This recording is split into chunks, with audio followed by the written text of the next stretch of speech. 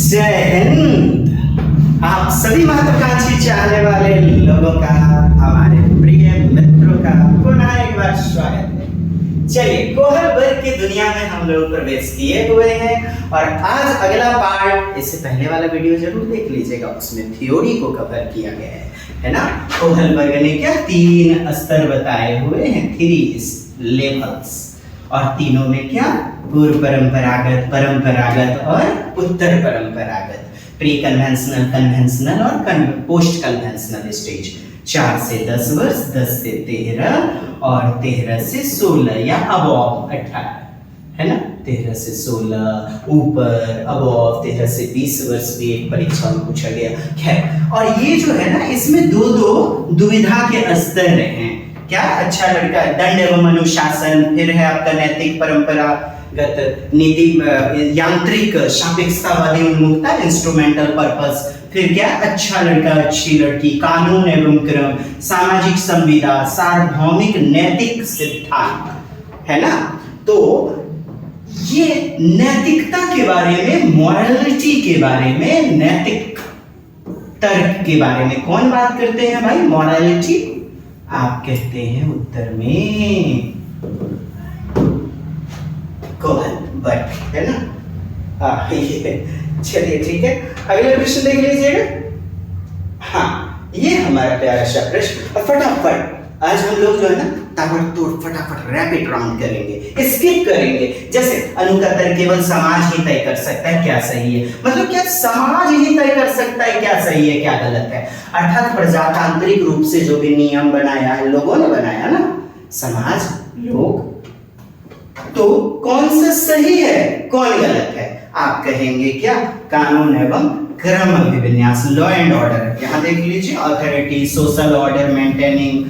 चोरी करना गलत बात है, नहीं तो समाज में अराजकता फैल जाएगी। हाँ, नियम, धर्म, कर्तव्य परायणता, एकदम निश्चित नियम। तो ये क्या? चौथा वाला लॉ एंड ऑर्डर। समाज ही तय कर सकता है क्या सही है क्या गलत है, चोरी करना गलत बात है इत्यादि। अब देखिए, यहाँ फटाफट पढ़ लें। कोहलवर्ग नैतिकता से 30 से बच्चों के नैतिक में। अब यहाँ इंपॉर्टेंट है मित्रों, दंड से बचने हैं। तो अब दंड से जैसे बचना, तो इसमें दंड एवं अनुशासन इसी में आता है, प्री कन्वेंशनल, है ना।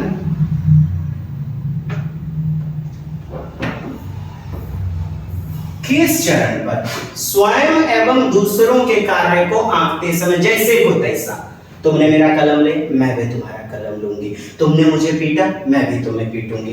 एकदम यांत्रिक सापेक्षतावादी अवस्था या अभिनवीकरण, इंस्ट्रूमेंटल पर्पस ओरिएंटेशन, इसी को तो कहते हैं व्यक्तिगत जरूरत, आवश्यकता वाली अवस्था। जैसा लिखा है वैसा ही देख देख कर उतारो, तुमने मुझे पीटा, मैं भी तुम्हें पीटूंगा। हाँ, जैसे को तैसा वाला व्यवहार, इसी को आप कहते हैं यांत्रिक सापेक्षतावादी उन्मुखता। लॉरेंस कोहलवर्ग के नैतिकता स्तर को सही क्रम क्या है? सही क्रम क्या है? अभी आपने देखा, pre conventional, conventional, post conventional. Yes, English में सिद्धांत को जरूर याद रख लीजिएगा, काम देगा, क्योंकि हिंदी में बहुत नाम इसके होते बदलते हैं। आइए, सामुदायिक कल्याण के कहता है individuals stage of moral conforming to the democratically accepted law, मतलब जनता के द्वारा प्रजातांत्रिक रूप से स्वीकारित जो कानून है, ठीक, and modes of community welfare is reflected in the Kohlberg's moral development। आपका उत्तर क्या हो जाएगा? वही कानून एवं क्रम अभिविन्यास। स्तर 2, पहला वाला लेवल क्या है? लेवल 1, फिर लेवल 2 है, फिर लेवल 3 है ना। प्री कन्वेंशनल, कन्वेंशनल, फिर पोस्ट कन्वेंशनल, ठीक। तो बी नंबर इसी के अंतर्गत ना कि सामुदायिक कल्याण के प्रजातांत्रिक रूप से स्वीकृत कानून। ये देखिए, प्रजातांत्रिक रूप से, ये आपको फंसाएगा।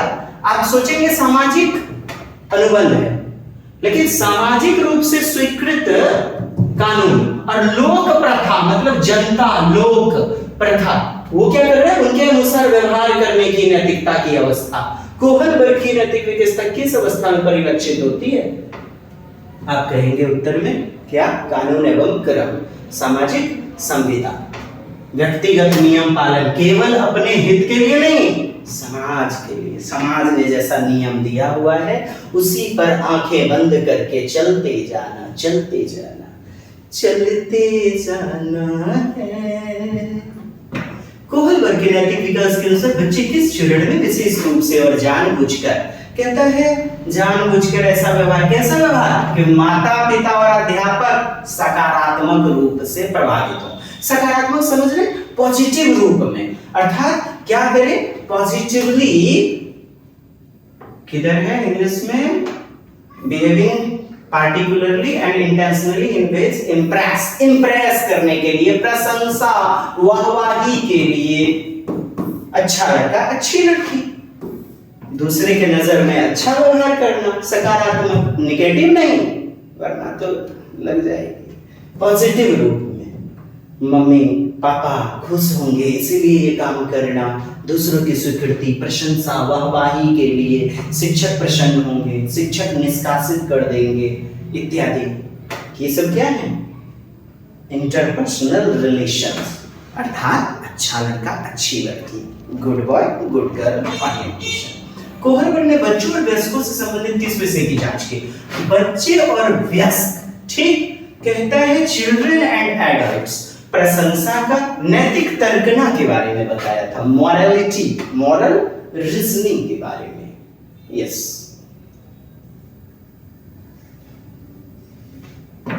प्याजे कोहलबर्ग द्वारा प्रतिपादित कौन सा कथन सही है? देखिए, प्याजे और कोहलबर्ग दोनों ने ही वयस्कों में संज्ञानात्मक तो केवल प्याजे ने किया था, लॉरेंस कोहलबर्ग ये गलत हो जाएगा।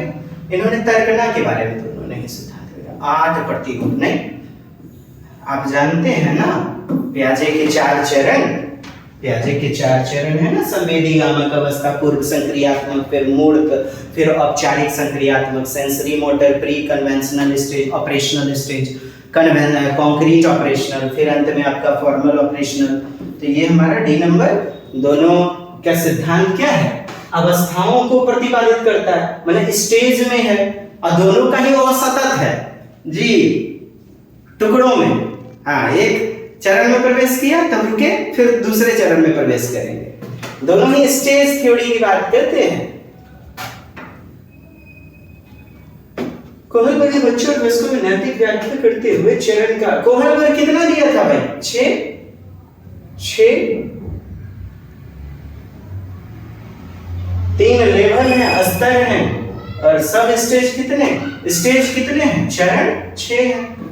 बच्चे वयस्कों में नैतिक मूल्यांकन, देखिए कहता है चिल्ड्रन और एडल्ट्स में आप तर्क का इवैल्यूएशन के लिए किसका उपयोग करेंगे? परिकल्पित स्थिति, कहता है हाइपोथेटिकल सिचुएशन, मतलब आप अगर चलते चलते अचानक से आपके पिताजी या किसी व्यक्ति को अचानक से मुंह से झाग निकलने लगा, आप क्या करेंगे? गिर गया, क्या करेंगे? अचानक से किसी को करंट का झटका लग गया, आप क्या करेंगे? आपके पास 2 वस्तुएं रखी गई हैं, मतलब ऐसी स्थिति पैदा करेंगे जिसमें कल्पना करना होगा। क्या लिखा गया है? कल्पना, कल्पित, कल्पना करना, परिकल्पना, हाइपोथेटिकल, परिकल्पना करना। बिल्कुल यही तो क्या है, तर्क को बढ़ावा देगा। कला आधारित परीक्षा, परीक्षा नहीं, चित्रकला, पेंटिंग नहीं, रिपोर्ट कार्ड, ये सब वस्तुएं जो कि कोहलबर्ग जो है वो तर्कना, रीजनिंग पर जोड़ देते हैं, रीजनिंग पर, है ना। इसको कल्पित नैतिक दुविधाएं, मॉरलिटी, हाँ, उनके उत्तर के पीछे का तर्क का अध्ययन। जैसे एक व्यक्ति था, आज के दिन ही उसका एकदम फाइनल एग्जाम है और आज ही के दिन पापा जी अचानक से सीढ़ी से गिर गए, क्या करें? तो ये दुविधा, ये तर्क, ये कल्पित नैतिक दुविधाएं हैं। नेक्स्ट करते हैं विकास के चरणों का एक क्रम सुझाया था। किसने सुझाया था? कोहलबर्ग ने। नैतिकता, नैतिक मॉरलिटी जैसे आ गया तो आप तुरंत क्या कहते हैं उत्तर में? कोहलबर्ग एंड डैश है, ठीक। कोहलबर्ग के साथ किसके द्वारा प्रतिपादित किया गया? किसके द्वारा? पियाजे के द्वारा। ये पियाजे का ही सिद्धांत था और उसको ना शोध किया किसने? कोहलबर्ग ने, है ना। उसी पर क्या परिष्करण किया, संशोधन किया कोहलबर्ग ने। रजनी अपने दोस्तों के कार्य को जैसे को तैसा, और जैसे को तैसा इंस्ट्रूमेंटल पर्पस ओरिएंटेशन, दूसरा वाला आवश्यकता। एकदम प्रथम वाला वीडियो जरूर देखिए, पहला वीडियो देखेंगे आप एकदम, और सेकंड पार्ट। हाँ, रजनी अपने दोस्तों जैसे को तैसा, टिट फॉर टैट वाला व्यवहार मानसिकता के आधार पर जांचती है। वर्तमान में रजनी संज्ञानात्मक नैतिकता के किस स्तर पर है? तो आप कहेंगे पहला वाला, ये पूर्व परंपरागत स्तर 1 नंबर, ये पहला वाला। इसी के अंतर्गत दंड एवं आज्ञा पालन और यांत्रिक सापेक्षतावादी उन्मुखता सिद्धांत आता है।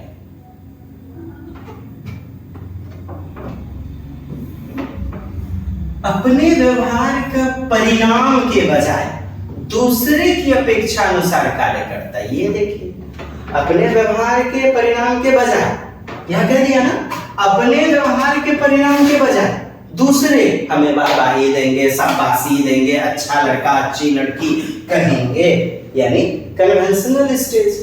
अपना कोई फर्क नहीं पड़ता, दूसरों के नजर में खड़ा उतरना है। सीमा अपनी मम्मी का आज्ञा के बिना रसोई की मिठाई खाने में डरती है। उसे लगता है मम्मी को पता चलता है उसे सजा मिलेगी। क्या मिलेगी? सजा। तो दंड एवं आज्ञा पालन, पनिशमेंट मिल जाएगी ना। हाइनस का चोरी करना गलत है, यदि बच्चा कहता है उसे सजा हो जाएगी, जेल हो जाएगी। तो ये भी पहला में ओबीडियंस एंड पनिशमेंट, पूर्व परंपरागत स्तर, प्री कन्वेंशनल स्टेज, है ना। यहाँ पर सजा और इनाम, आज्ञा पालन के कार्य, आज्ञा पालन किसके साथ के लिए करते हैं? पुरस्कार के लिए करते हैं ना। नेक्स्ट, अमरजीत नियमों को स्थिर मानती है। क्या मानती है? फिक्स, अटल, शाश्वत, अचल, जो न बदले। एकदम लिखिए मेरे वर्ड को, अचल, शाश्वत, फिक्स, निश्चित, निरपेक्ष, एब्सोल्यूट, निरपेक्ष, है ना। तो ये क्या होता है? ये होता है कानून एवं क्रम, सोशल ऑर्डर मेंटेनिंग, इसी को कहते हैं लॉ एंड ऑर्डर। सभी को इन नियम का अनुसरण फॉलो करना चाहिए, चाहे उसके व्यक्तिगत स्थिति किसी भी प्रकार की क्यों ना हो। मतलब हमारी व्यक्तिगत स्थिति से कोई फर्क नहीं पड़ता है, नियम पर चलना पड़ेगा तो पड़ेगा। तो इसे हम लॉ एंड ऑर्डर कहेंगे। यस, क्या है देख लीजिए। कानून स्थिर है और सामाजिक व्यवस्था बनाए रखने के लिए सभी को उनको कर्तव्य का पालन करना है सभी का जरूरी। नैतिक किस चरण व्यक्तियों का मानना है कि कौन से चरण में? सामाजिक व्यवस्था को बनाए रखने के लिए निश्चित नियम का पालन। वही बात है law and order, C number वाला प्रश्न, है ना। एकदम स्थिर नियम है, निरपेक्ष है, बदला नहीं जा सकता है। पूर्व पारंपरिक स्तर, वही पहला, है ना। क्या विशेषता है? तो नियम का पालन, अवज्ञा। मतलब हम पापा का नियम नहीं मानेंगे तो हमें बुरा परिणाम मिलेगा, ठीक है, पिटाई लग सकती है, दंड। पालन यदि कर लिए तो पुरस्कार मिल सकता है, अच्छा नहीं। भौतिक परिणाम, इसी को तो कहेंगे भौतिक परिणाम। ये क्या है? दंड एवं आज्ञा पालन किसमें मिलता है? यही पूर्व पारंपरिक, प्री कन्वेंशनल में। तो ये हमारा हो जाएगा ना। Focus on how culture factor, सांस्कृतिक के बारे में ये सब बातें नहीं, संस्कृति, समाज। अच्छा, द इंडिविजुअल स्ट्राइव्स, कहते हैं maintain the expectations of others, दूसरों की इच्छा पर, दूसरे की इच्छा पे तो अच्छा लड़का अच्छी लड़की। अच्छा, सेल्फ चूजन, ये तो छठे वाले में चला जाएगा। यूनिवर्सल एथिकल ओरिएंटेशन, है ना। भौतिक परिणाम, सजा, इनाम, दंड के आधार पर। नेक्स्ट, प्यारा सा प्रश्न आपके लिए।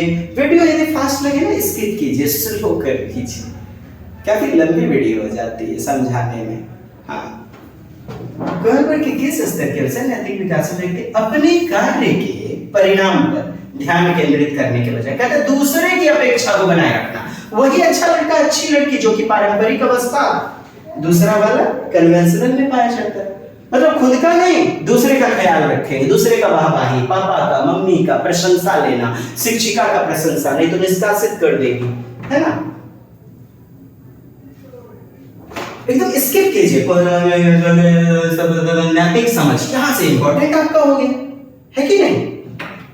किस स्तर पर नैतिक समझ सजा पर आधारित, और सजा पर आधारित, इनाम पर आधारित, आप कहेंगे पूर्व पारंपरिक स्तर, क्योंकि उसी का नाम है ना, ओबीडियंस, पनिशमेंट।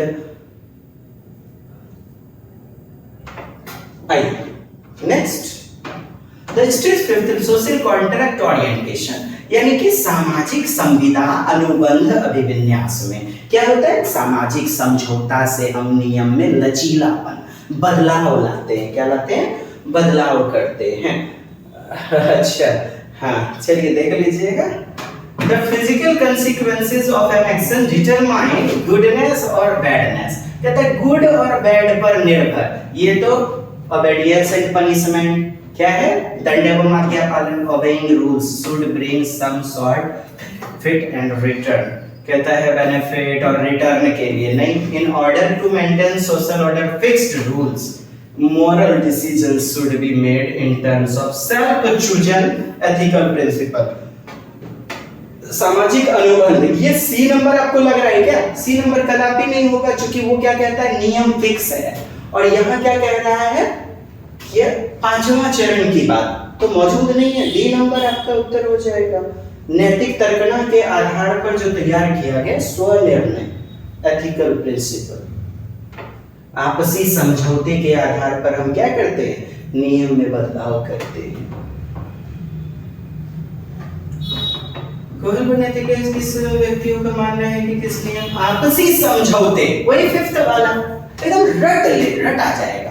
आप पूरा वीडियो भी देखिए ना, हमारा पूरा पार्ट देख लीजिए, आप एकदम जो है ना पूरा एकदम कवर कर लेंगे। सोशल कॉन्ट्रैक्ट, सामाजिक संविदा या आपसी समझौता के आधार पर। मुखिया जी, हाँ बोलो बीरो भाई, का किया जाए? दोनों तो एकदम भाग गए, कोई बात नहीं, यहाँ करा दे जा, दोनों एकदम कोई टेंशन नहीं, दोनों एकदम बालिग है, टेंशन नहीं लेना है मिश्रा जी। हाँ, और छंगुरी भाई, बिरगुन बाबू बताइए क्या करल जाए? हाँ, क्या करल जाए? तो कुछ ना, समाज के आधार पर नियम बदल दीजिए। सामाजिक समझौता, सोशल कॉन्ट्रैक्ट ओरिएंटेशन, सामाजिक नियम क्या? एकदम अटल नहीं, शाश्वत नियम नहीं, फिक्स नहीं, निश्चित नहीं, लचीला, आपसी समझौते के आधार पर। अब देखें, अब क्या वही आपका क्या है? दंड एवं आज्ञा पालन, प्री कन्वेंशनल स्टेज की बात है। सामाजिक नियम क्या? तटस्थ है, बदलेंगे नहीं। पारंपरिक नैतिकता, चौथे चरण कानून और व्यवस्था अभिविन्यास। ये देखिए, तो क्या होता है ना, एकदम फिक्स होता है नियम। ये तो गुड और बैड कह रहा है। In order to maintain social order, fixed rule, fix rule, निश्चित नियम पर चलते जाना। एकदम मानिएगा नहीं, इंग्लिश के साथ इसीलिए लाए हैं आपके लिए। हाँ, इंग्लिश से जी नहीं छुड़ा पाइएगा कोहल वर्ग में, परेशान हो जाइएगा। कोशिश कीजिए। स्थिर नियम होते हैं, जो चौथा वाला है ना, law and order, social order maintaining, कानून एवं क्रम, एकदम कानून का पालन सभी का कर्तव्य है, निश्चित है ये, इसे बदला नहीं जा सकता है। कौन सी प्रमुख आलोचना? प्रमुख आलोचना क्या है? कोहल वर्ग ना स्त्री के बारे में वर्णन नहीं, स्त्री के क्या पक्षपात, ऐसा कैरोल गिलिगन कहते हैं कि रूढ़िवादिता प्रस्तुत करते, पूर्वाग्रह, पक्षपात, एक क्रम, निश्चित क्रम नहीं देता है। यह प्राकृतिक स्थिति, बच्चों का सहभागी अवलोकन नहीं, यह नैतिक सोच पर सांस्कृतिक कारक और लिंग के प्रभाव की अवहेलना करता है। देखिए ना, पुल्लिंग, स्त्रीलिंग, ये हाइनस के बारे में बोलते हैं, लेकिन लिंग के बारे में अवहेलना करते हैं। और मैं बताऊं, सांस्कृतिक कारक, इंग्लैंड गए, संस्कृति सोसाइटी अलग अलग है ना, लेकिन ये कहते कोई फर्क नहीं, मेरा चरण वही रहेगा। यानी सार्वभौमिक यूनिवर्सल नियम को फॉलो करेगा सभी जगह, लेकिन समाज संस्कृति इंपॉर्टेंट रोल अदा करती है। ये क्या थी? प्रमुख आलोचना कौन की? Carol Gilligan. इसमें लिंग, सांस्कृतिक विविधता के प्रभाव को नजरअंदाज किया गया, ऐसा कहती है गिलिगन। कोहल वर्ग का मॉडल न्याय आधारित सोच पर केंद्रित था, जो कि मुख्यतः पुरुष प्रतिभागियों पर आधारित सोच से निकला था। इसके कारण देखभाल, सहानुभूति, संबंध पर आधारित नैतिकता की उपेक्षा हुई। गिलिगन कहती हैं महिलाएं देखभाल, सहानुभूति, संबंध संबंध और देखभाल आप प्रश्नों में पाएंगे, विशेषकर 6 to 8 के प्रश्न में महिला के आधार जो महिलाओं और विभिन्न सांस्कृतिक समूह में अधिक महत्वपूर्ण है। तो महिला में क्या आप कहेंगे, केयर एंड रिलेशंस। उमेर वह चॉकलेट नहीं खाया जो उसके पिता मेहमान के लिए लाए। अब देखिए, मेहमान के लिए लाए हैं इसलिए वे सोच करके कि पकड़ा जाएगा तो क्या होगा, पकड़ा जाएगा तो क्या होगा, भर पेट कुटाओ न होगा, होगा कि नहीं होगा, मतलब कि एकदम सजा होगी उसको, पनिशमेंट एंड ओबेडियंस हो जाएगा ना। ये देखिए, ओबेडियंस एंड पनिशमेंट, फटाफट चले। पार्ट 1 और इससे पहले वाला जो वीडियो है ना, एकदम स्लो आप देख सकते हैं। अब आप एकदम दौड़ने की कगार पर है, अब तो आप फटाफट से एकदम बढ़े।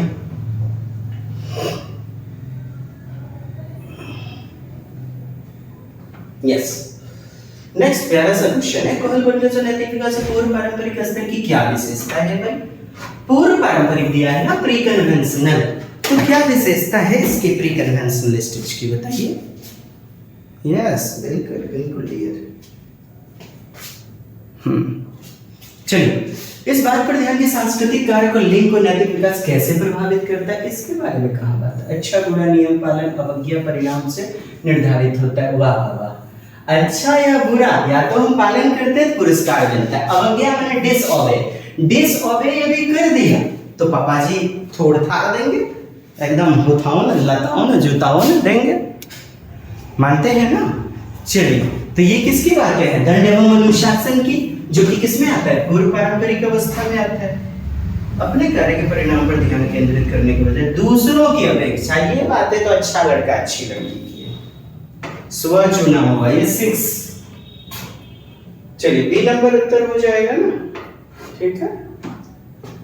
कोई अच्छा कार्य किया क्या आंतरिक नैतिक सिद्धांत से।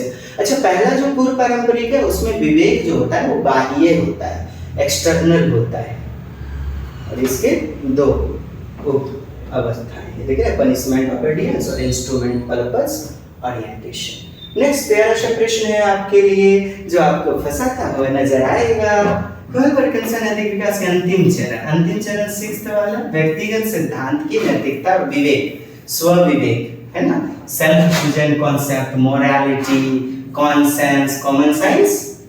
नहीं, इसमें क्या करते हैं, निश्चित नियम नहीं होता, नियम बदलता है, दूसरों के साथ सम्मान प्राप्त करने की चाहत। नहीं नहीं, यह महसूस करना कि अपने लिए कानून और नियम को बनाए रखना उसका कर्तव्य है, अपने लिए यह विश्वास करना कि व्यक्तियों को सामाजिक कानून का आंख बंद करके पालन करने के बजाय उनका परीक्षण करना चाहिए।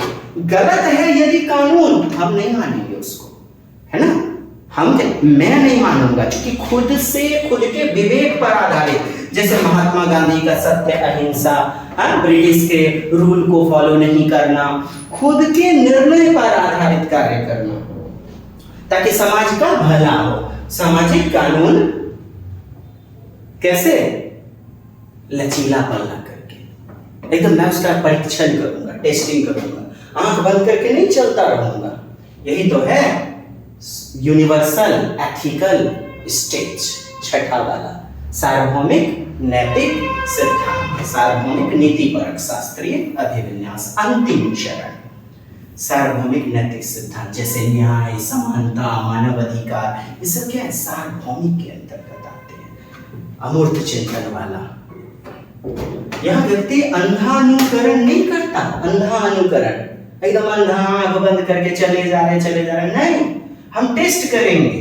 कोई कानून अगर इन सिद्धांत को खिलाफ है तो उसका पालन नहीं करेंगे, क्योंकि वो इंडिविजुअल राइट्स, मानवता, ह्यूमन राइट्स के खिलाफ है, मानवतावादी अधिकार के खिलाफ है। यांत्रिक सापेक्षता, अब देखिए ये दिया गया है ना दूसरा वाला, इंस्ट्रूमेंटल पर्पस ओरिएंटेशन, अपनी खुद की जरूरत पूरा करना, मतलब तुमने मेरा कलम लिया मैं भी लूंगा, तुमने मेरा टिफिन खाया मैं भी तुम्हारा खाऊंगा टिफिन, तुमने मुझे पीटा मैं भी तुम्हें पीटूंगा।